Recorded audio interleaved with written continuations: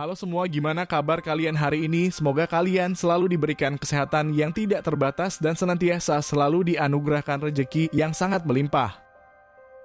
Kali ini saya akan menceritakan sebuah kisah yang sangat memprihatinkan, di mana kejadian itu terjadi kepada seorang gadis yang berparas sangat cantik, dan dia bekerja sebagai seorang pemuas nafsu birahi dari para lelaki. Si wanita tersebut ditemukan dalam keadaan yang sudah tidak bernapas di dalam sebuah lemari kayu. Dia mengalami banyak sekali luka jeratan di bagian lehernya, hingga tempurung kepalanya juga lembek karena dihantamkan dengan sebuah benda yang berukuran cukup besar.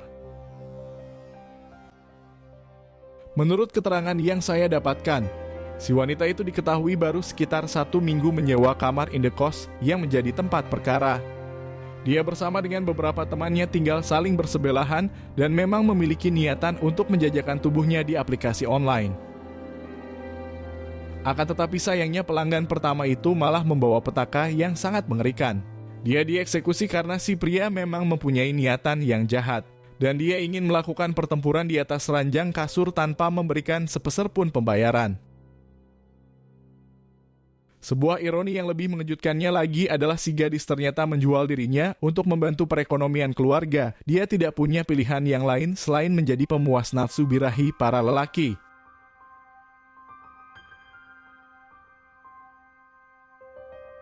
Lalu bagaimana kronologis atas peristiwa tersebut? Dalam kesempatan ini saya akan membahasnya secara keseluruhan dan mengungkapkan beberapa fakta atas kejadian yang sebenarnya terjadi. Si gadis yang menjadi korban tersebut bernama samaran Anita yang berusia sekitar 22 tahun.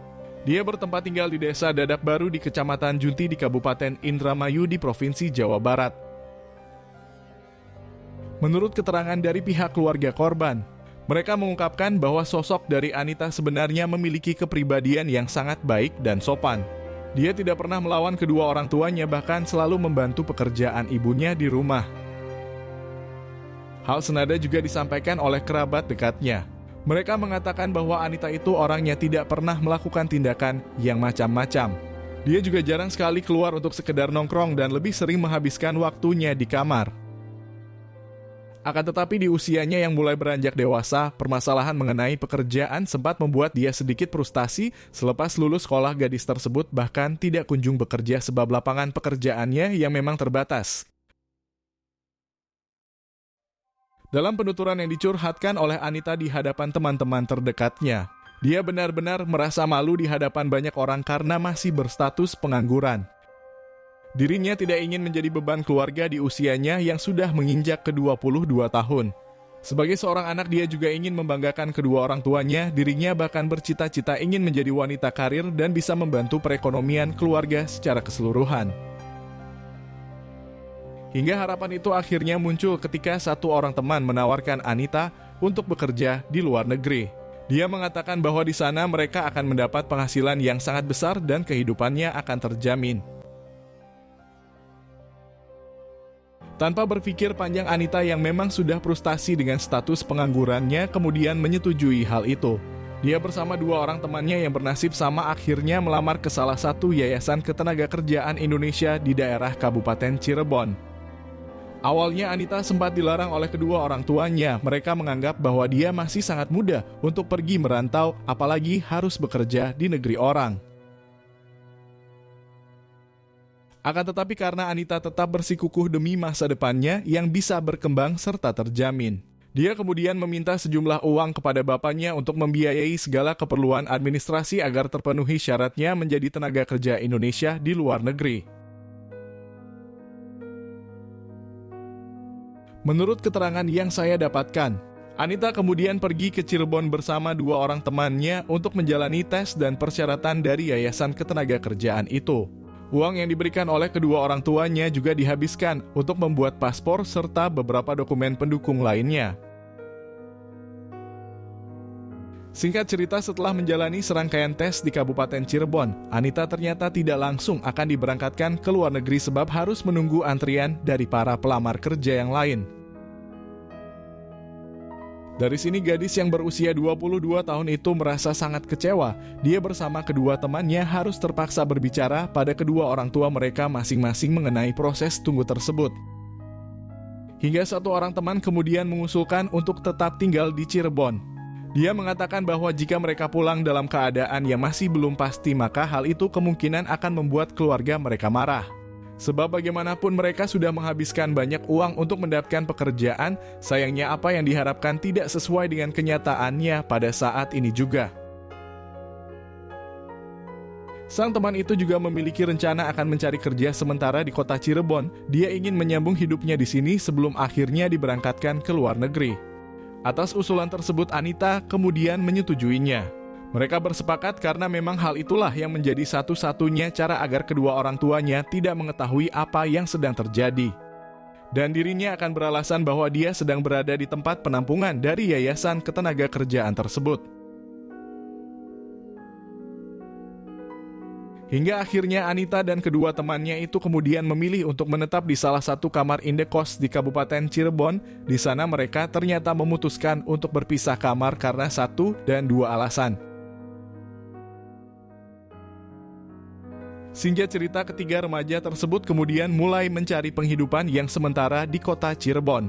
Mereka semuanya berencana untuk melamar pekerjaan sebagai seorang penjaga warung ataupun sejenis pekerjaan lain yang mudah untuk dikerjakan. Hal itu ditenggarai dilakukan sebagai upaya untuk memenuhi kebutuhan hidup selama menunggu panggilan untuk pergi ke luar negeri, dan tentu mereka dituntut untuk berpikir keras dalam segala aspek kehidupan selama di sana. Hingga sebuah persimpangan jalan yang sesat kemudian terlintas di dalam benak Anita, di mana dia mendapat sebuah informasi mengenai cara termudah untuk mendapatkan penghasilan yang instan. Pekerjaan itu juga tidak memerlukan tindakan fisik yang terlalu besar dan hanya perlu menyediakan sebuah kamar beserta kasur yang bersih di kamar indekosnya. Pekerjaan yang akan dilakoni Anita ternyata adalah menjual tubuhnya untuk dinikmati para pria. Di sana dia akan bergoyang di banyak burung yang bernyanyi di atas ranjang kasur. Anita tertarik dengan pekerjaan itu karena terpaksa dan tidak punya pilihan yang lain. Kedua orang tuanya di kampung tentu mengharapkan jatah bulanan untuk membayar hutang setelah mendaftarkan diri sebagai seorang tenaga kerja di luar negeri. Dia sangat frustasi karena kondisinya memang sedang terjepit soal masalah ekonomi. Dalam beberapa informasi yang saya dapatkan, dia pernah bercerita ke salah satu sahabatnya bahwa dirinya tidak punya pilihan lain untuk mendapatkan penghasilan secara instan. Dan terlebih pekerjaan ini hanya bersifat sementara serta tidak akan mengikatnya ke lembah kenestapaan yang berlangsung lama. Namun tanggapan dari salah satu teman itu mengatakan bahwa dia sebenarnya kurang setuju mengenai usulan dari Anita. Sebab menjadi seorang pemuas nafsu birahi dari para lelaki tentu memiliki resiko yang tinggi dan tidak bisa dihindari. Dan dia juga tidak melarang jika Anita memilih jalan tersebut.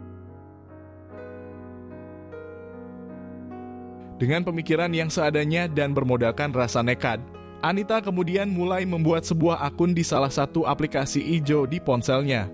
Di sana dia kemudian menyamarkan namanya menjadi Bunga dan selanjutnya memajang foto terbaiknya yang terkesan menggoda birahi dari setiap pasang mata yang melihatnya. Singkat cerita, respon dari para pengguna aplikasi ijo itu ternyata langsung berdatangan. Sebagai seorang wanita yang memiliki wajah yang berparas sangat cantik, tidak heran banyak pria yang mulai mengirimkan pesan dan mengajaknya untuk segera bertemu. Beberapa pria itu juga bahkan sempat mengirimkan sebuah foto yang berisi rudal balistik dengan sebuah kalimat mengajaknya ke medan pertempuran. Akan tetapi Anita tentu tidak mau sembarangan menerima pria yang akan menjadi pelanggannya. Dia kemudian memilah beberapa pria yang berusia cukup muda dan tidak berkumis lebat.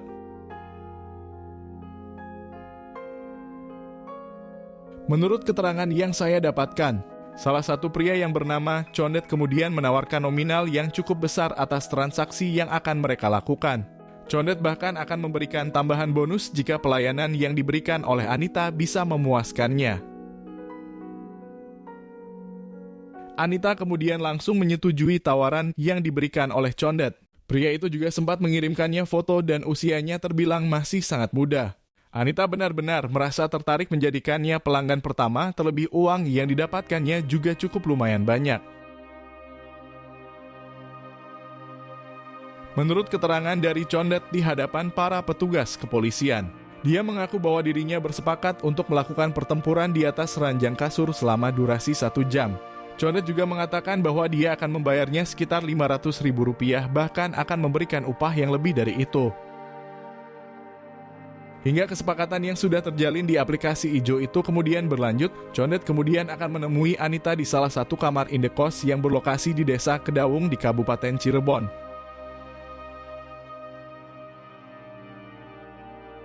Singkat cerita, pertemuan pertama kali antara Anita dan Condet akhirnya berlangsung. Mereka berdua bahkan langsung masuk ke dalam kamar dan sedikit berbincang dengan basa-basi.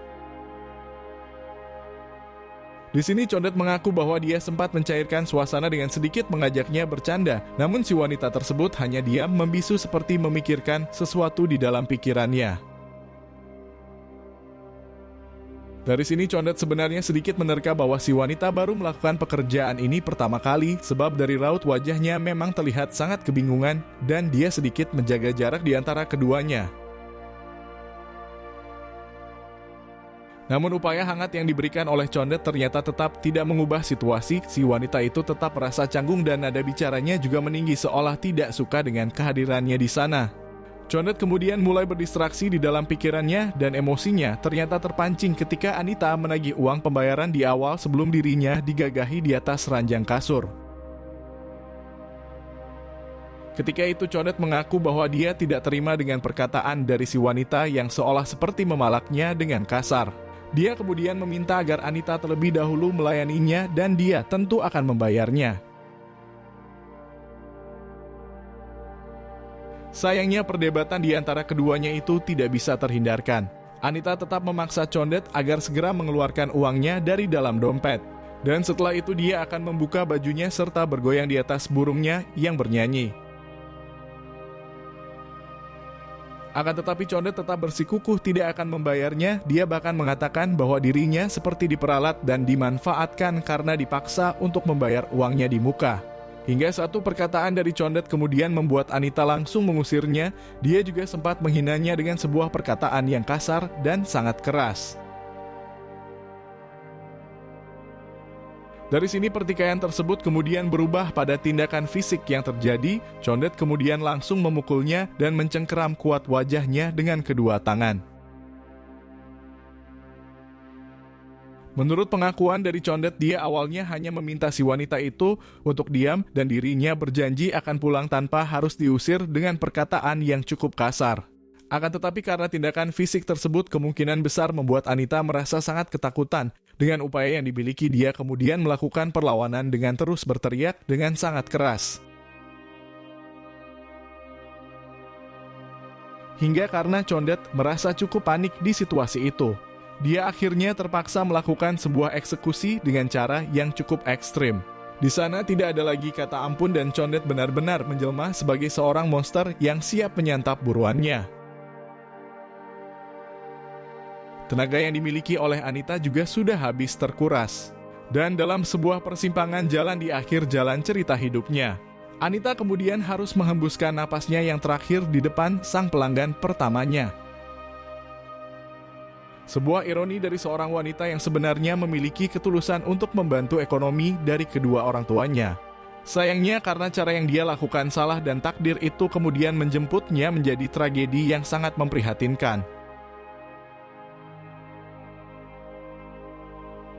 Menurut pengakuan dari Condet di hadapan para petugas kepolisian, selain menghabisi nyawa dari wanita panggilan tersebut, dia juga merampas barang-barang miliknya. Dan demi upaya menghilangkan jejak, sementara Condet juga menaruh tubuh korban di dalam sebuah lemari pakaian.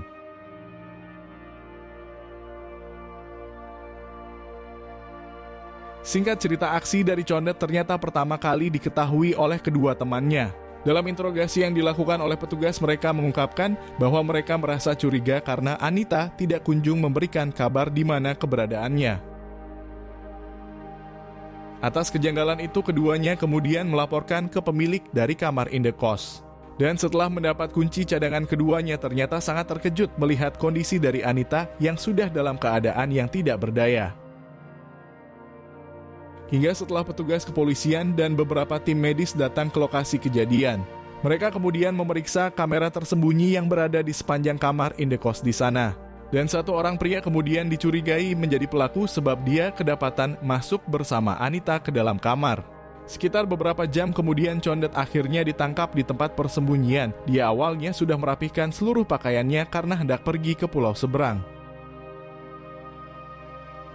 Condet kemudian dibawa ke kantor kepolisian oleh satuan petugas di sektor Jawa Barat. Dia akan diinterogasi untuk memperdalam penyelidikan atas perbuatan yang sudah dirinya lakukan.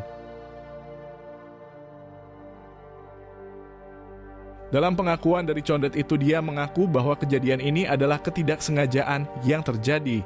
Dia mengatakan bahwa jika si wanita tidak berteriak dan melawan, mungkin saja dirinya tidak akan berbuat nekat seperti itu. Condet juga berterus terang bahwa dia merasa sangat menyesal sebuah arogansi emosi yang memang sulit dikontrol membuatnya terjebak pada peristiwa tersebut. Diketahui Condet sudah menikah dan memiliki satu orang anak yang masih sangat kecil. Perbuatan tersebut tidak hanya membuat luka yang teramat dalam untuk keluarga korban. Sebab anak dan istrinya, pelaku juga menerima segala konsekuensi atas hukuman yang akan diberlakukan terhadapnya. Menurut keterangan yang saya dapatkan, pria yang bernama samaran Condet itu akan dikenakan vonis hukuman selama 15 tahun di dalam penjara. Semoga dari sini kita semua mendapat hikmah yang besar atas peristiwa yang sudah terjadi.